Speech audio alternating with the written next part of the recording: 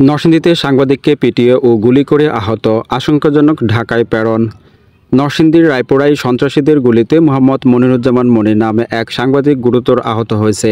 এ সময় কাঠ ও হ্যামার দিয়ে তার মাথা ও শরীরে পিটিয়ে গুরুতর আহত করা হয়েছে। মঙ্গলবার দুপুর 12টায় শহরের শ্রীরামপুর বাজার এলাকায় এ ঘটনা ঘটে। গুরুতর আহত অবস্থায় তাকে ঢাকায় পাঠানো হয়েছে। আহত সাংবাদিক মনিরুজ্জামান মনির দৈনিক দেশ রূপান্তর পত্রিকার রায়পুরা উপজেলার প্রতিনিধি হিসেবে কর্মরত রয়েছেন। তিনি রায়পুরা রিপোর্টার্স ক্লাবের সভাপতির দায়িত্বে রয়েছেন। তিনি উপজেলার মেথিকান্দা গ্রামের নূর মোহাম্মদের ছেলে। স্থানীয়রা জানায়, রায়পুরা উপজেলার মেথিকান্দা এলাকার লিয়াকত আলী ওরফে লৈক্কা মিস্ত্রি ও হজরত আলী ওরফে হরজু সমর্থকদের মধ্যে দীর্ঘদিনের বিরোধ চলে আসছে।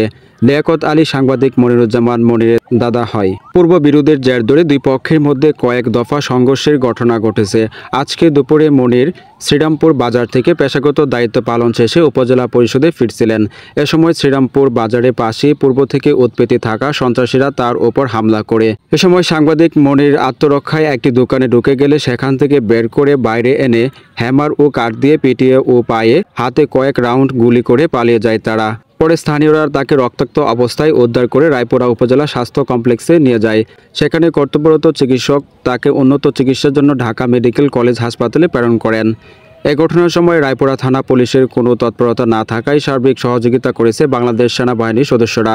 সেনাবাহিনীর দল হাসপাতালে গিয়ে আহত সাংবাদিক মনিরের খোঁজখবর নেন ও রায়পুরা শহরের নিরাপত্তা জোরদার করেন। আহত সাংবাদিক মনিরুজ্জামান মনির বলেন, শ্রীরামপুর বাজারের এক ব্যবসায়ী দোকানে চুরির ঘটনা ঘটেছে। খবর পেয়ে সেখানে সংবাদ সংগ্রহের জন্য যাই।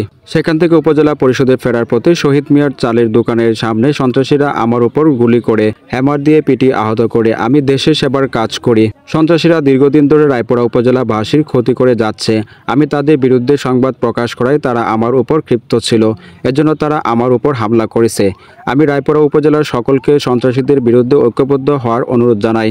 রায়পুরা উপজেলা স্বাস্থ্য কমপ্লেক্সের আবাসিক মেডিকেল কর্মকর্তা আর.এম. রঞ্জন কুমার বর্মন বলেন, সাংবাদিকের হাতে ও পায়ে গুলি লেগেছে, মাথায়ও গুরুতর আঘাত আছে। অবস্থা আমাদের অনুকূলে না থাকায় উন্নত চিকিৎসার জন্য ঢাকায় পাঠিয়েছি। এ ঘটনায় নরসিংদী জেলা রিপোর্টার্স ক্লাব, রায়পুরা উপজেলা রিপোর্টার্স ক্লাব, রায়পুরা সাংবাদিক ফোরাম, রায়পুরা প্রেস ক্লাব সহ নরসিংদী জেলা ও উপজেলার সাংবাদিক সংগঠন সহ নেতারা তীব্র নিন্দা জ্ঞাপন করে অতি বিলম্বে সন্ত্রাসীদের আইনের আওতায় এনে দৃষ্টান্তমূলক বিচারের দাবি জানান।